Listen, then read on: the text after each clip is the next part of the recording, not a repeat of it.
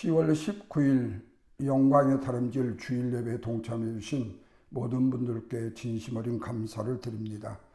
오늘 누가복음 1장 13절에서 25절 말씀으로 복음의 역사는 은혜 안에서 시작되고 완성이 됩니다 라는 말씀으로 은혜를 나누려고 합니다. 우리가 신앙생활 중에 조금 은혜를 받았다고 했을 때 우리의 입에서 나오는 말이 있죠. 나의 나된 것은 하나님의 은혜라고 말입니다. 이 말이 뭘 그렇게 어렵느냐고 할 수 있습니다만은, 그러나 은혜의 경험이 없이는 함부로 할 수 있는 고백은 아닌 것입니다. 그도 최소한은 하나님이 어떤 분인지를 알아야 되는 신앙의 고백에서 나오는 고백이고, 이런 고백을 할 수 있는 신앙인들도 그렇게 많지는 않다라는 사실이죠. 그런데 정말로 전능하신 하나님께서는 거룩하신 하나님이시고 은혜와 긍휼과 자비가 많으신 하나님이심이 맞습니다. 그것은 하나님께서는 죄인들의 신의 개념과는 다르게 홀리한 분이죠. 거룩한 분으로 이방인의 신의 개념과 무엇이 다른지, 얼마나 다른지, 어떻게 다른지를 당신에 대해서 스스로 보여주고 들려주고 알려주고 설명해 주시어서 하나님을 바로 알 수 있도록 하시기 때문에 그렇습니다. 더 나아가서는 신앙인들로 하여금 직접 체험할 수 있도록 다양한 말씀과 사역과 계시로 역사하시기 때문에 그렇습니다. 이것은 인간이 거룩하신 하나님, 전능하신 하나님을 바로 알아야만이 하나님의 복을 누릴 수가 있고 인간이 헛수고를 하지 않을 수 있기 때문에 그렇습니다. 그래서 하나님께서는 인간의 어떤 자격이나 수준을 따지지 않으시고 인간의 행동이나 공로에 근거를 두지 아니하시고 하나님의 복이 필요하기에 하나님께서 인간에게 무조건적으로 은혜의 복을 허락해 주시는 것입니다. 그래서 누구를 막론하고 하나님의 복을 받고 누구를 막론하고 하나님의 복을 누릴 수가 있게 되는 것입니다. 그뿐만 아니라 하나님은 인간을 자유롭고 평안하게 도와주시는 분이시지 인간을 불편하게 하고 간섭하고 통제하시는 분은 아니시란 말씀입니다. 다시 말하면 인간이 신 때문에 부담을 느끼고 불편해하고 어려워하고 힘들어하고 수고하고 희생하는 것을 원하시는 분이 하나님이 아니시라는 말씀이죠. 그것은 우리가 바른 신앙생활에서나 우리의 인생의 삶에서 하나님을 바로 알아야 되는 것이 바로 인간의 헛된 수고와 헛된 노력과 헛된 고생을 하지 않을 수 있기 때문에, 뿐만 아니라 하나님을 오해하면 인간이 손해를 보게 되고 하나님을 이해하게 되면 인간이 유익을 얻게 되기 때문에 그렇습니다. 그래서 하나님께서는 먼저 하나님의 하나님 되심을 여러 모양으로 나타나 보여주신 것입니다. 이것이 바로 구약에 나타나는 하나님의 모습과 속성과 하나님의 성품들인 것입니다. 그리고 하나님께서는 구약에서 행했던 하나님의 사역의 원리를 신약이라는 시간을 통해서 정치적으로 로마가 지배하고 있는 상황 속에서도 종교적으로 유대교가 장악하고 있는 상황 속에서도 보고 듣고 경험하고 확인할 수 있도록 역사적인 사건을 통해서 말씀하신다는 겁니다. 여러분, 이것을 뭐라고 말하지요? 바로 하나님의 계시라고 말하는 것입니다. 하나님은 바로 이 계시를 통해서 하나님의 사역의 원리와 하나님의 사역의 패턴과 하나님의 사역의 속성을 가감없이 우리에게 알리시기를 원하신다는 겁니다. 그런데 어떤 이들은 알기도 하지만 어떤 이들은 그것마저도 아는 사람이 많지 않다라는 겁니다. 그렇다면 우리는 과연 무엇을 통해서 하나님의 은혜의 계시와 사역과 속성과 하나님의 사역의 패턴에 대해서 알 수 있는가 하는 거예요. 그것은 바로 하나님께서 우리가 행하기 이전에 우리보다 먼저 행하심을 통해서 우리에게 보여주시기 때문에 그렇습니다. 여러분, 이 말씀을 쉽게 풀이하면 하나님께서는 하나님의 행하심을 여러 모양을 나타내 보여주시고 행하실 뿐이지 우리의 인간에게 특정한 행동을 요구하시거나 인간이 먼저 이런저런 수고를 하면 하나님이 인간의 그 행동을 관찰하고 보신 후에 적절하게 응답하시는 분이 절대로 아니시라는 거예요. 그렇다고 인간이 먼저 행동하게 하고 그에 따라 신이 반응하는 방식으로 행하시는 분일까요? 그렇지도 않습니다.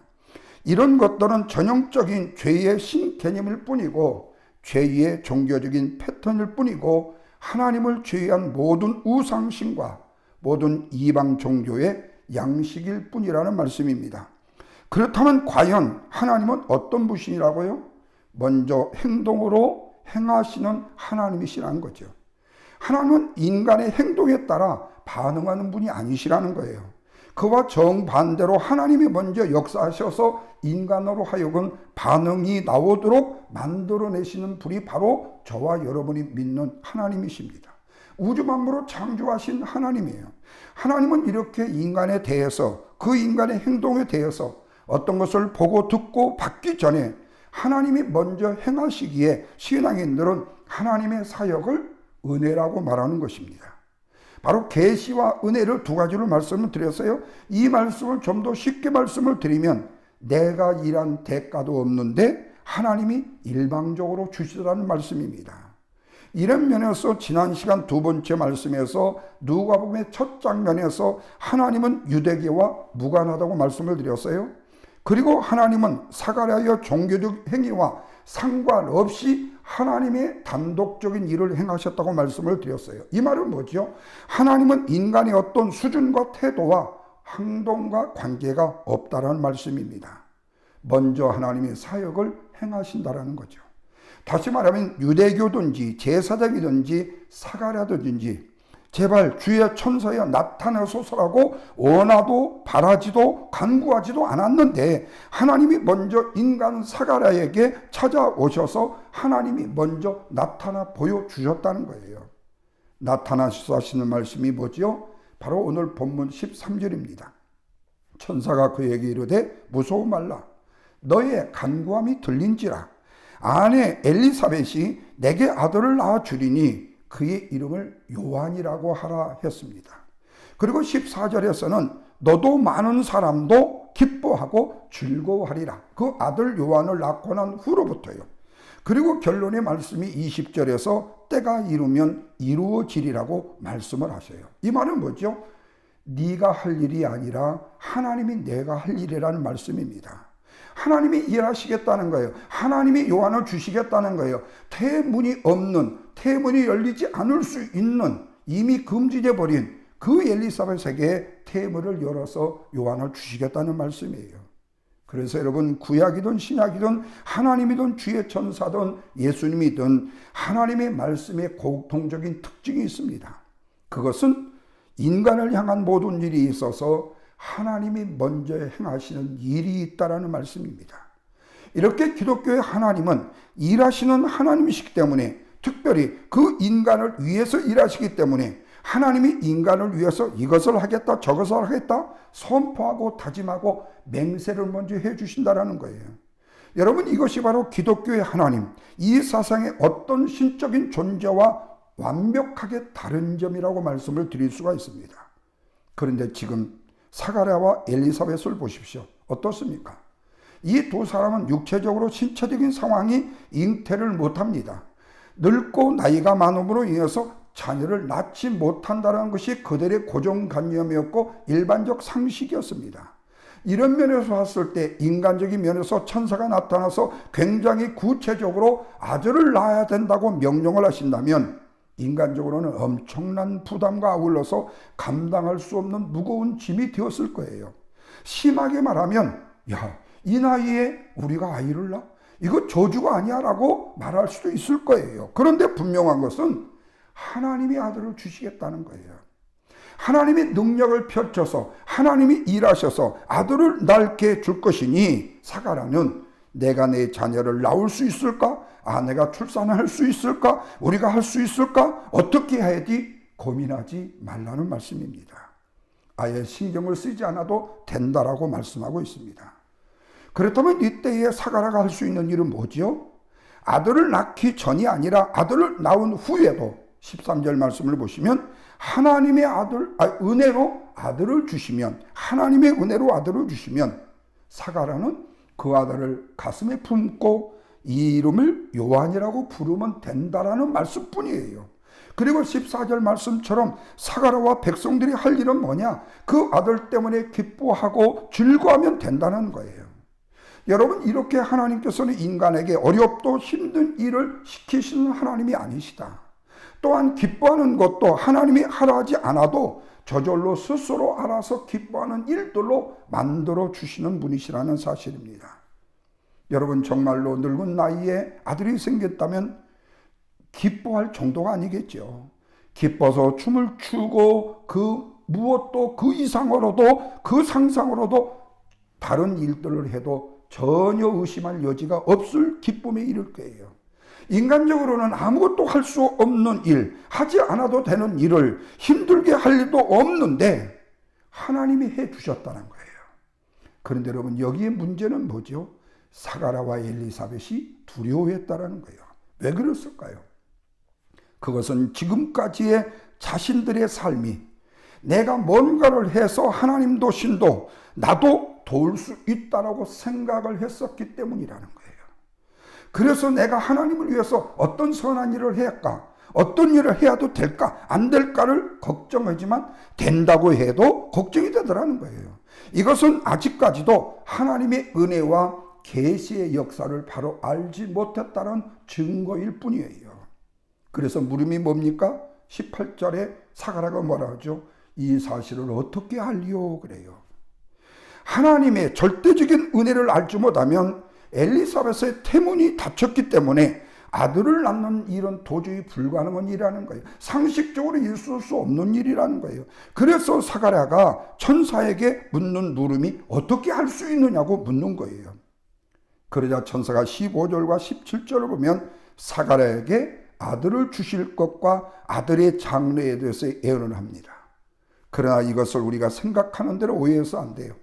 다시 말하면 하나님이 사가랴에게 아들을 줄 테니 네가 큰 사람, 큰 인물로 키워내라는 말씀이 아니에요. 누구보다도 귀한 아들을 얻었으니 뛰어난 인재로 양성하라는 말씀도 아니라는 거예요. 이런 말씀으로 오해를 해서는 안 된다는 거예요. 그렇다고 이렇게 잘 기르면, 어떻게 기르면 상을 줄 것이고 실패하면 벌을 줄 것이나 위협하고 협박을 하신 것도 아니라는 것이요. 무슨 말이죠? 이 모든 일들은 모두가 다 사가랴가 엘리사벳이 노력과 열심과 공로로 한 것이 아니라 하나님이 하신 일이라는 거예요.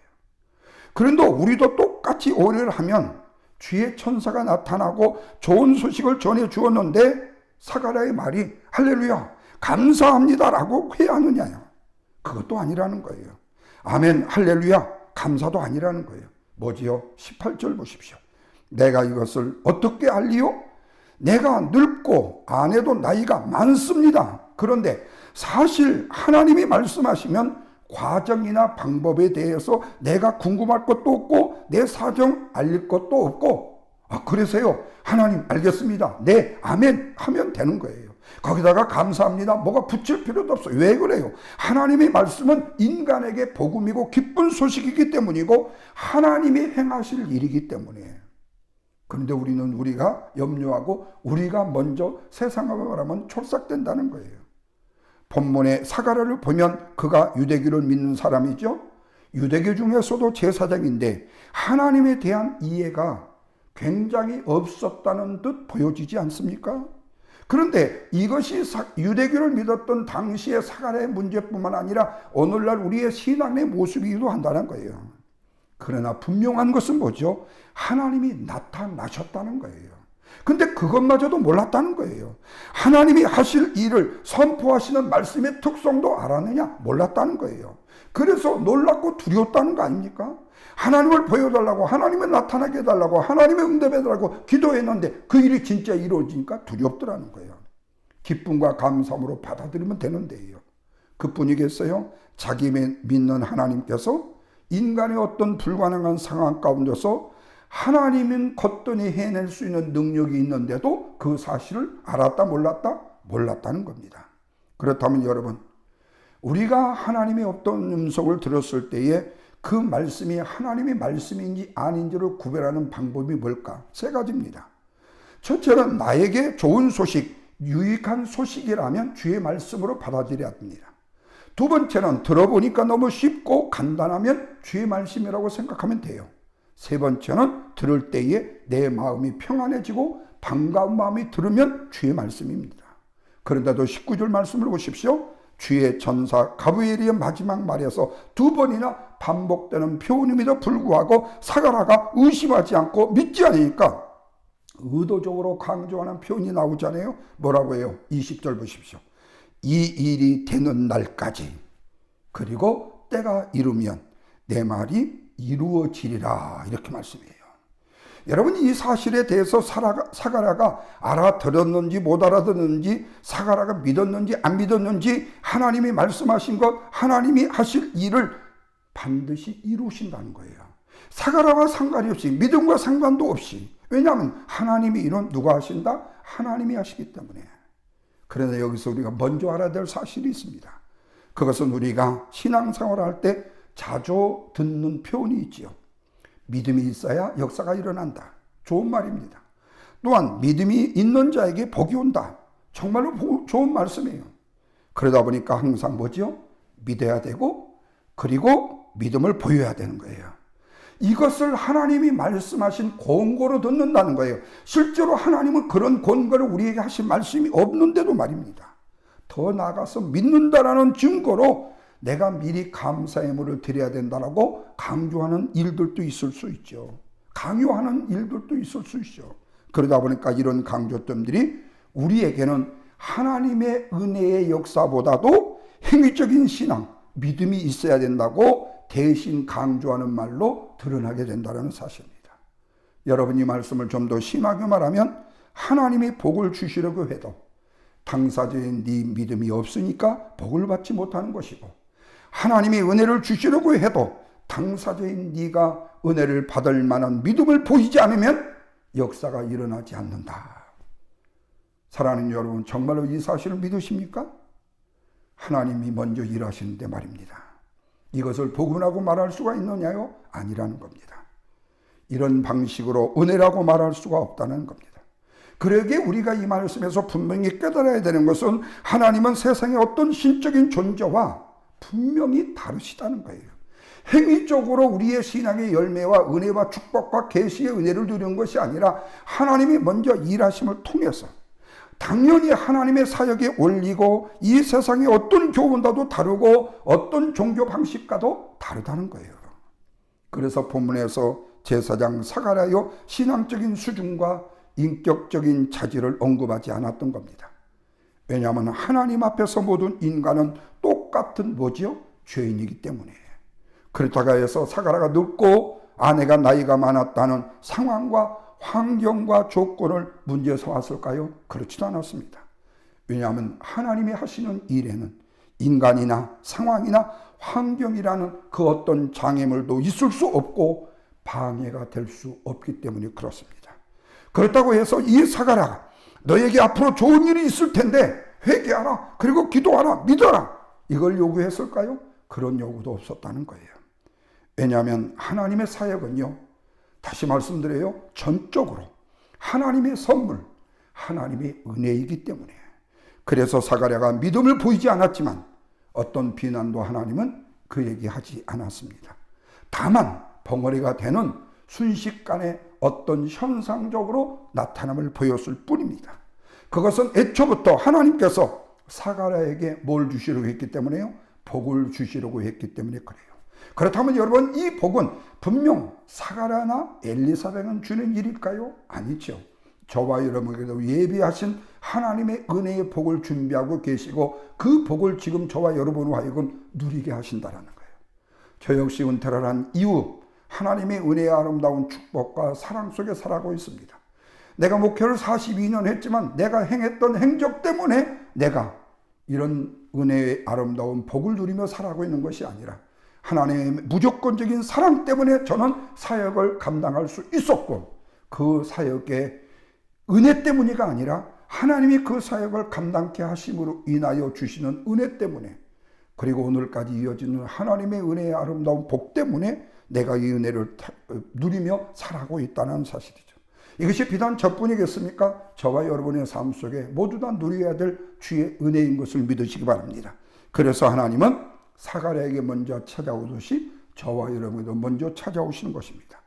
그리고 하나님께서 사라에게 좋은 소식을 전해 주셨듯이 저와 여러분에게 좋은 소식을 주시고, 때가 이르면 하나님의 말씀이 이루어지리라고 확신을 주셨듯이 저와 여러분의 삶에도 하나님이 원하시는 선하신 뜻, 우리가 원하는 하나님의 선하신 뜻도 분명히 때가 되면 이루어지신다는 사실도 믿으십시오. 그렇다면 이제 하나님의 말씀은 언제나, 하나님의 사역은 언제나 저와 여러분에게 기쁨의 소식이요 복음이라는 사실을 기억하시면서, 하나님의 복음의 은혜의 역사는 바로 시작도 하나님이시고 완성도 하나님이 하신다라는 사실을 오늘 누가복음 1장 말씀을 통해서 저와 여러분이 깨달아 알므로 하나님의 은혜에 늘 감사하며 기뻐하며 즐거워하는 삶으로 주 앞에 영광을 돌리는 저와 여러분의 삶이 되기를 주님의 이름으로 축원을 드립니다.